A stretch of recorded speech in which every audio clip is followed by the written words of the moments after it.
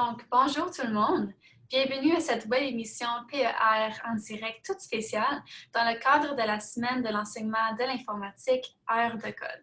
Je m'appelle Marissa, je travaille au bureau des affaires francophones de l'Université Laurentienne à Sudbury, en Ontario, et ça me fait plaisir d'être avec vous pour cette prochaine demi-heure. Donc, aujourd'hui, j'ai aussi le plaisir de vous présenter professeur Richard Coury. Dr. Coury est professeur agrégé au département d'informatique et de génie logiciel à l'Université Laval au Québec. Ses intérêts de recherche sont variés, allant du traitement du langage naturel à l'analyse des réseaux sociaux, à l'apprentissage automatique jusqu'à l'intelligence artificielle. Donc, sans plus tarder, je cède maintenant la parole à professeur Richard Coury. Merci beaucoup, Marissa. Bonjour tout le monde. Donc, dans le cadre de cette activité, de cette heure de code, j'ai décidé de vous faire une petite présentation, une petite introduction à la programmation et au développement de jeux vidéo. Donc, pour ceux qui n'ont jamais fait de programmation, ça va être niveau introduction, ça va être très facile de suivre et de faire de votre côté également en écoutant la vidéo. Pour ceux qui connaissent déjà la programmation, ça va être un peu facile, mais j'espère que vous pouvez en tirer quelque chose, presque un nouveau langage de programmation ou des nouvelles idées sur comment développer des jeux. Donc, pour commencer, je vais partager mon écran ici. Voilà, donc vous devriez voir ma fenêtre de Google Chrome. Donc, j'ai décidé de faire cette introduction pour qu'elle soit accessible à tout le monde en utilisant le langage de programmation Scratch. C'est un langage de programmation qui a été développé par l'Université MIT aux États-Unis et spécifiquement dans l'objectif d'être un langage de programmation facile et visuel pour une première introduction pour des personnes qui n'ont jamais programmé pour faciliter l'introduction. Donc, vous pouvez y accéder vous aussi en allant sur Internet, en allant à l'adresse scratch.mit.edu que vous voyez ici, et vous aurez une page comme celle-ci. Première chose que vous voudrez faire, c'est vous inscrire, donc rejoindre Scratch ici. Vous aurez besoin d'un courriel. Je veux souligner, ce n'est pas obligatoire de le faire. Si vous le faites, vos projets que vous développez vont s'enregistrer dans votre compte et vous pouvez les continuer plus tard. Si vous voulez aller directement à créer, vous pouvez faire vos premiers jeux sans vous inscrire, mais lorsque vous fermez Google Chrome, tout votre travail sera perdu. Donc, dans mon cas, je me suis déjà inscrit, donc je vais simplement me connecter avec mon nom d'utilisateur et mon mot de passe. Et ça nous amène donc, dans mon cas, sur mon compte Scratch. Dans votre cas, si vous êtes inscrit sur votre compte Scratch. Et de là, on va créer ici un nouveau jeu. Voilà. Donc, ce qu'on voit ici, c'est la page de départ pour n'importe quel nouveau programme Scratch. On a un bonhomme, un petit chat, on a un écran de jeu qui est tout à fait vide. Ici, on a dans la fenêtre grise le code qu'on a développé pour notre personnage. Actuellement, il n'y a absolument rien, comme vous pouvez voir. Et dans le milieu, on a les commandes qu'on peut utiliser. C'est les mêmes commandes qu'on aurait dans un langage de programmation plus sophistiqué comme Python ou C++, mais elles sont faites comme des blocs visuels, comme des blocs Lego qu'on peut connecter plutôt que du texte de commandes qu'on doit écrire. Comme j'ai mentionné, c'est plus facile pour une première introduction à la programmation. Et les commandes dans le milieu ici sont toutes triées par couleur qui représente les différentes actions. Donc, les mouvements du bonhomme sont en bleu, les événements qui peuvent se produire sont orange, en jaune-orange, des contrôles sur des actions, les capteurs pour détecter ce qui se passe dans le monde sont en bleu clair, la gestion des données qu'on ne touchera pas est en orange ici, et ainsi de suite. Une autre chose, première chose peut-être que vous devriez faire si votre Scratch n'est pas en français comme le mien, c'est de venir ici sur le globe terrestre et aller choisir dans la liste le français tout simplement. Ils ont créé le langage dans toutes les langues qu'on peut vouloir. Donc, on va commencer notre jeu. Première chose, évidemment, c'est lui donner un nom. Ça va être un jeu de ballon. Donc, j'appelle jeu de ballon. Et la première chose qu'on va vouloir faire, c'est être capable de déplacer notre bonhomme. Scratch nous a donné un bonhomme, mais il ne nous a donné aucun code pour ce bonhomme, donc il ne fait absolument rien. Vous ne pouvez pas voir, mais là, je suis en train de cliquer sur les flèches sur mon clavier et le bonhomme ne fait absolument rien. Donc, la première chose qu'on va vouloir faire, c'est le faire déplacer vers en avant. Pour ce faire, c'est très facile. On va prendre avancer de 10, je clique dessus et on le déplace et on le laisse tomber dans la fenêtre de code. Et si on veut tester pour voir qu'est-ce que ça fait, bien on pèse dessus et on voit que notre bonhomme avance de 10 pixels à l'écran. Ça, c'est bien beau, mais je ne veux pas simplement qu'il avance. Je veux qu'il avance lorsque je pèse sur la flèche de droite. Donc, on va aller dans « Événements », parce que c'est un événement. J'ai pesé sur la flèche de droite. Dans « Événements », on va prendre ici, quand la touche, dans ce cas-ci, espace est pesé, mais on va changer espace pour flèche de droite.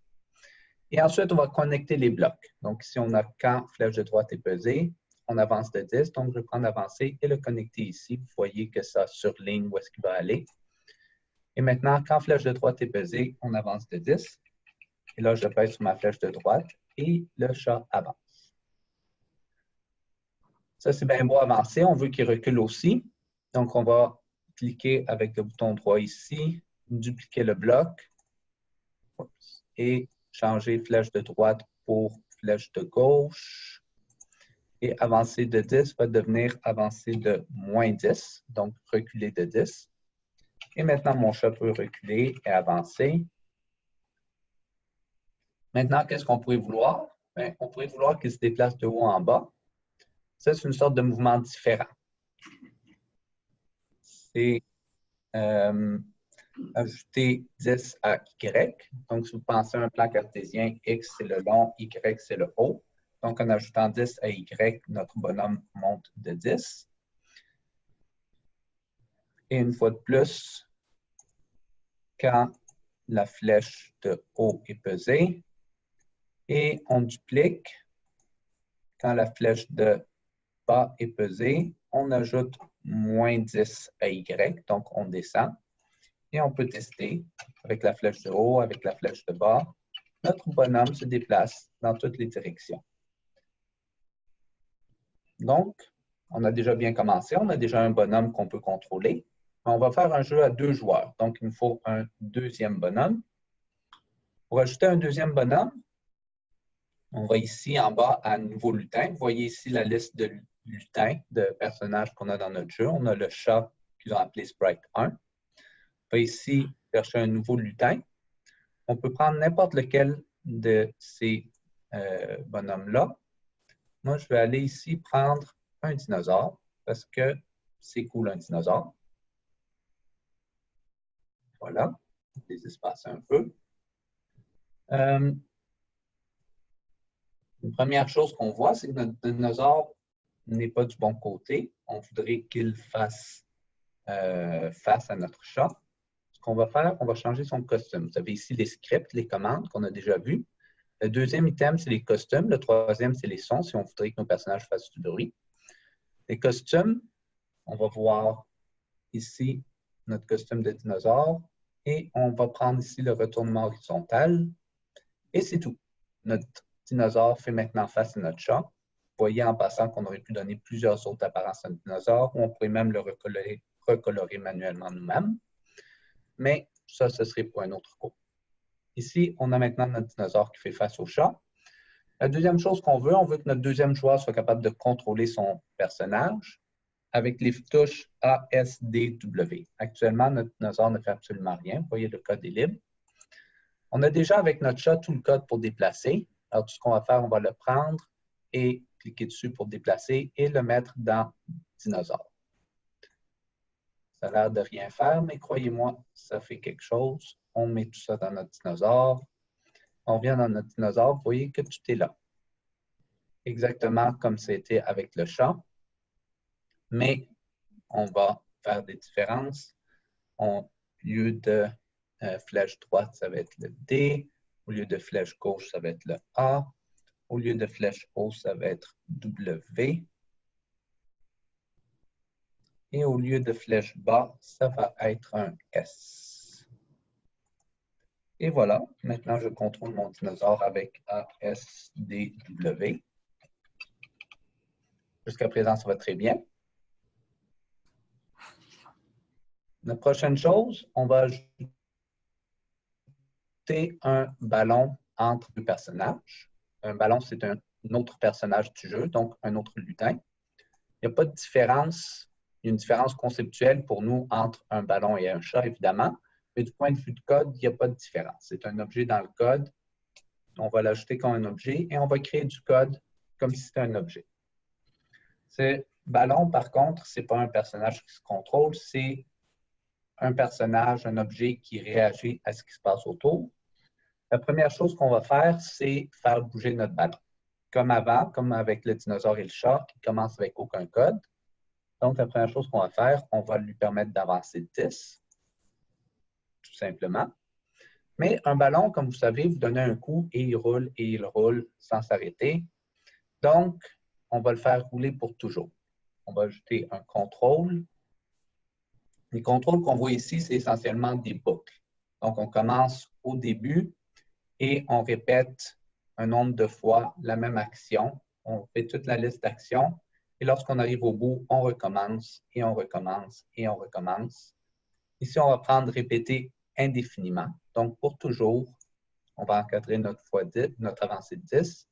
Et maintenant, pour toujours, le ballon avance. Vous voyez qu'on a un petit problème. Il avance, mais il atteint le bout de l'écran. Et il s'arrête là. L'écran blanc, c'est le terrain de jeu de notre programme. Rien ne peut en sortir. Donc, on va le faire rebondir lorsqu'il atteint le bord. Comment on peut faire ça? Avec Scratch, mais en fait, c'est très facile. On va retourner dans Mouvement. Rebondir, c'est une sorte de mouvement. Et effectivement, on a ici le bloc. Rebondir si le bord est atteint. Donc, répéter infiniment, avancer de 10, rebondir si le bord est atteint. On clique dessus pour tester. Et maintenant, notre ballon rebondit.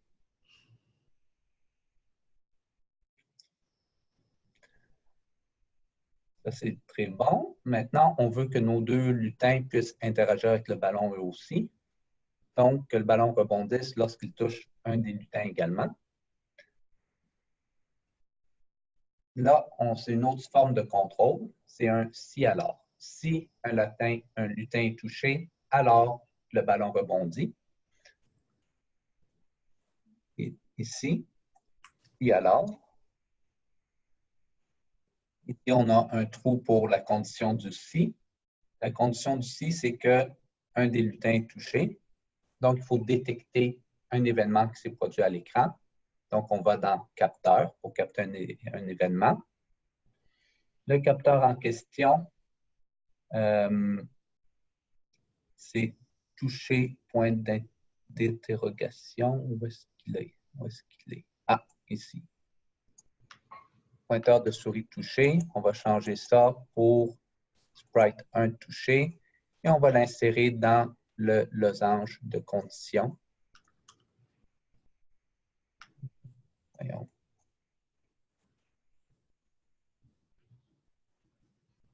Ah, ici, il illumine. Et voilà, sprite 1 touché. Donc, si mon chat est touché, je veux que le ballon rebondisse avec un angle.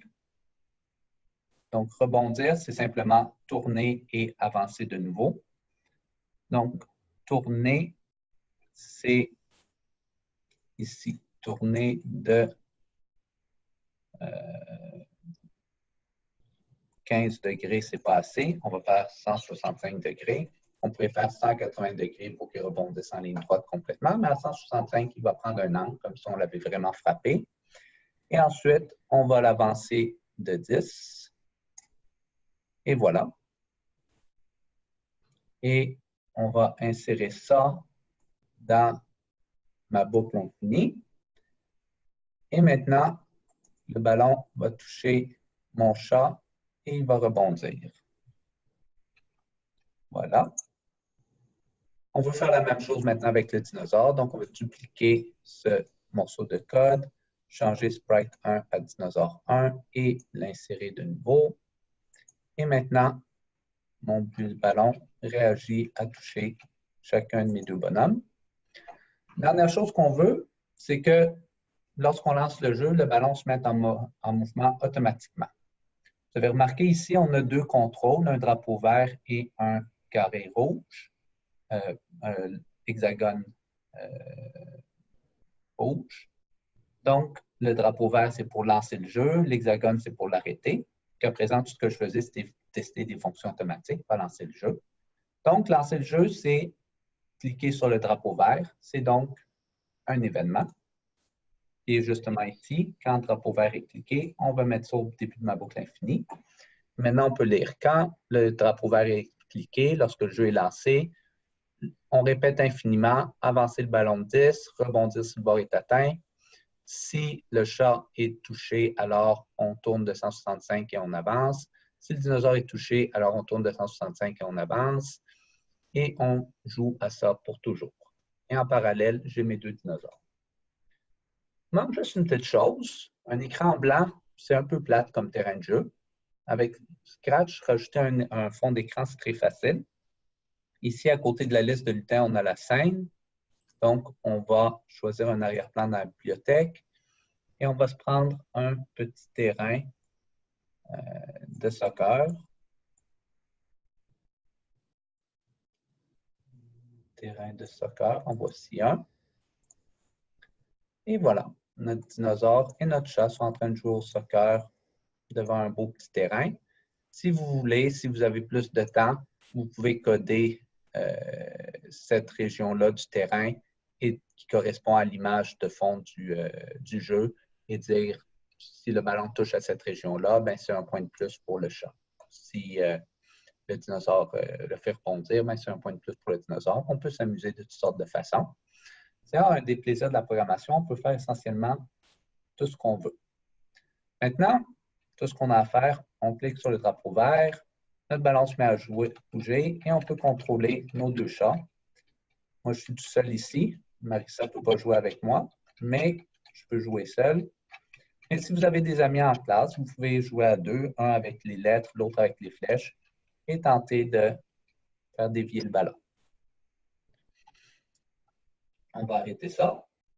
Une dernière chose qu'on pourrait vouloir faire, c'est pour le fun, si vous voulez quelque chose d'un peu plus avancé, au lieu d'avoir des personnages qu'on contrôle nous-mêmes, on pourrait continuer à contrôler notre chat, mais mettre une intelligence artificielle pour notre dinosaure. Et ici notre dinosaure. Comment on fait ça? Bien, simplement, c'est de lui dire au dinosaure quoi faire dans chaque circonstance. Vous avez vu, on a des capteurs qui peuvent détecter différentes situations. On a différents événements qui peuvent se produire. On peut utiliser ces blocs pour définir des circonstances particulières, si le ballon avance, si le ballon recule, si le ballon est en haut ou en bas, déplacer le dinosaure comme on s'attend à ce qui se passe et ainsi le rendre intelligent et automatique.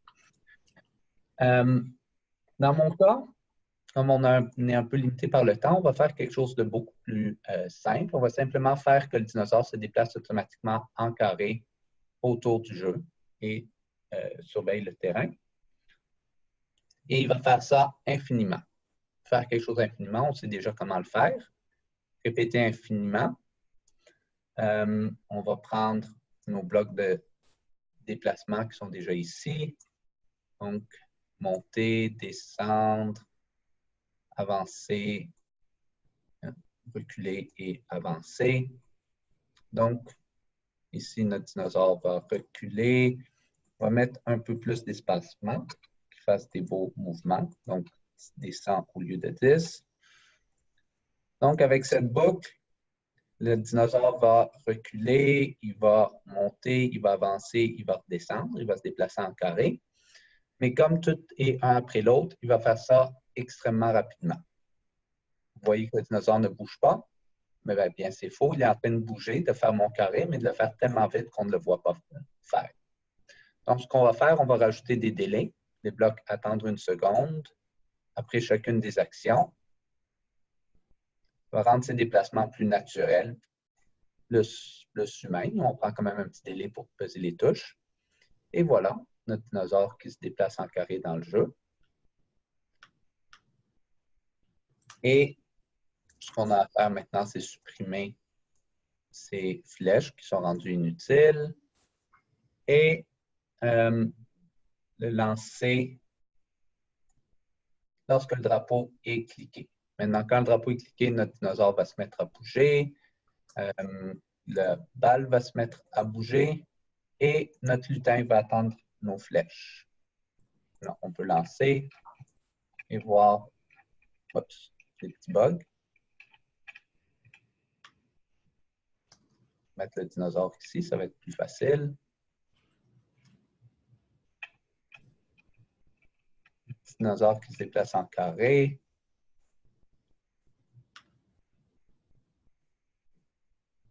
Et qui peut jouer avec nous au ballon automatiquement. Évidemment, c'est très simple, un carré, mais c'est une fondation d'intelligence artificielle. Maintenant, si on avait plus de temps, on pourrait essayer de lui faire suivre la souris, lui faire un miroir de ce que le joueur fait, faire différentes stratégies et le faire choisir aléatoirement est-ce qu'il bouge, ou est-ce qu'il monte, ou est-ce qu'il avance.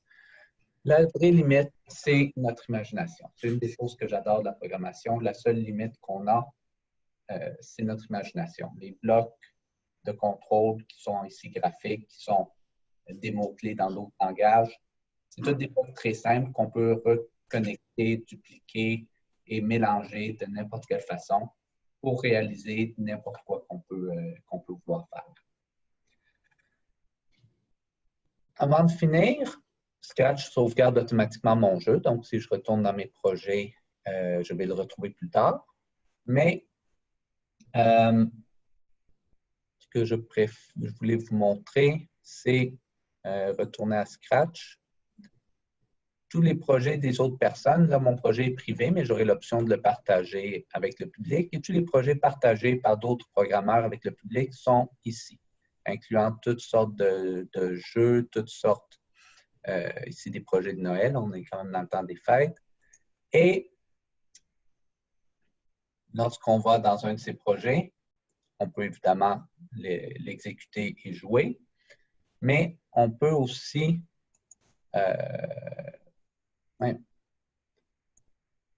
cliquer sur le lien « Voir à l'intérieur » pour voir le code de ce projet. Ici, c'est un code beaucoup plus complexe, comme vous pouvez voir. Comme je vous ai dit, il n'y a pas de limite à ce qu'on peut faire. Scratch est un langage très visuel, très simple, mais il nous offre le même potentiel qu'un langage plus compliqué comme le C++ ou le Python. Et donc, en regardant le code des autres projets, vous pouvez avoir des idées pour vos propres jeux. Vous pouvez voir, ah, tel jeu a fait un bonhomme qui se déplace d'une certaine façon, c'est intéressant, je vais voir le code, je vais voir comment il l'a fait. Ça me donne des idées pour reproduire la même fonctionnalité dans mon projet, l'adapter à mes besoins, l'améliorer pour atteindre mes objectifs. Donc, c'est une façon de se développer en programmation en regardant, en observant, en étudiant le travail des autres et en dupliquant et en améliorant, en allant au-delà de ce que les autres ont réalisé. C'était tout pour ma présentation. Je vais faire un stop share et revenir avec vous. Parfait. Bon, mais merci beaucoup, professeur Khoury. C'était vraiment intéressant. J'ai hâte d'aller créer mon propre jeu vidéo maintenant. Mais avant ça, je vais me lancer avec quelques questions pour vous. Oui. Premièrement, selon vous, pourquoi Scratch est-il devenu tellement populaire? Je dirais qu'il est très populaire pour servir d'introduction. La programmation, ça peut avoir l'air très effrayant au début. Si on regarde du code, une fois de plus, d'un langage plus avancé, Python, Java, C, C++, on a un mur de texte, des indentations, ça va à gauche, à droite, et des mots-clés qui ne sont pas vraiment intuitifs souvent qu'est-ce que ça va faire. Parce que ce que ça fait souvent, ça dépend des autres mots-clés autour. D'un langage plus proche de la machine comme le C, on va même aller contrôler les espaces mémoire, les chaînes de caractères à chaque adresse mémoire. Ça peut être très difficile pour une personne non initiée.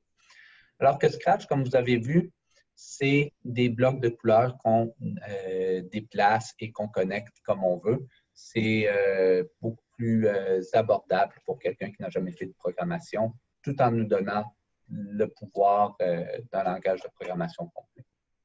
Bon, parfait. Une autre question pour vous. Pour faire carrière en jeux vidéo, que recommandez-vous comme parcours? Je recommande évidemment d'aller à l'université. En informatique, en génie logiciel ou en génie informatique, les trois programmes peuvent vous permettre de déboucher en jeux vidéo. Dans les trois cas, vous allez apprendre bien sûr de la programmation, mais ça, vous pouvez l'apprendre au collège ou même au secondaire. Ce que vous allez apprendre, c'est des bonnes pratiques de travail, comment correctement déboguer du code, trouver les problèmes qui surgissent, comment bien tester du code pour vous assurer qu'il fonctionne bien. Très important, si vous avez essayé des jeux vidéo, des apps sur votre téléphone et tout d'un coup, ça s'arrête de fonctionner, c'est parce que le développeur n'a pas bien testé avant de le déployer, de l'envoyer au public. Des techniques de gestion de projet, des connaissances également fondamentales en informatique théorique, donc les fondations de l'informatique, optimisation du code mathématique. Il ne faut pas oublier que l'informatique est une branche des mathématiques à la base. Donc, les connaissances mathématiques fondamentales dont vous avez besoin. On va vous donner toutes ces connaissances-là. Et à partir de là, vous pouvez rentrer dans une compagnie de jeux vidéo, c'est ce que vous voulez, mais vous pouvez faire une carrière, non pas simplement comme un programmeur qui développe les idées des autres, mais comme quelqu'un qui peut mener un projet, diriger une équipe et gérer toute la séquence du projet, de la conception jusqu'au déploiement auprès du public. Parfait, merci. Une autre question pour vous. Tandis que vous vous intéressez au domaine de l'intelligence artificielle, quel est le plus récent développement qui vous excite le plus? Wow. C'est une très bonne question. L'intelligence artificielle est un domaine extrêmement large. Donc, il y a beaucoup de développements en parallèle qui sont tous très intéressants. Vous avez tous sûrement entendu parler de l'apprentissage profond. Les réseaux de neurones profonds sont des réseaux de neurones absolument massifs qui sont capables d'apprendre à partir des données, de la quantité de données phénoménales qu'on trouve sur Internet. C'est un développement très, très excitant parce que ça permet de faire des systèmes qui pratiquement rivalisent avec l'intelligence humaine. En reconnaissance d'images, reconnaissance d'objets dans les images, c'est essentiellement égal à ce qu'un être humain peut voir. En jeu, AlphaGo, il y a un an ou deux, a réussi à battre un être humain grâce à ça. Mais il y a d'autres choses aussi en intelligence humaine qui est très excitant. Je crois ce matin, il y a eu la déclaration de Montréal en intelligence artificielle responsable qui a été dévoilée. Ça touche maintenant tout l'aspect éthique et de l'intelligence artificielle, comment ça interagit avec l'être humain, qui a longtemps été mis de côté parce que c'était simplement des ordinateurs qui jouent à des jeux, qui reconnaissent des images, on ne voyait pas de problème, mais de plus en plus, on est confronté aux conséquences éthiques de notre travail et maintenant, tous mes projets de recherche ont une composante de recherche en éthique, de comment ça s'applique humainement. Et c'est un autre développement que je trouve très intéressant. Bon, mais parfait. C'est tout pour aujourd'hui. J'aimerais vous remercier, professeur Khoury, de votre belle présentation et d'avoir répondu à nos questions. Donc, bonne journée. Merci. Au revoir.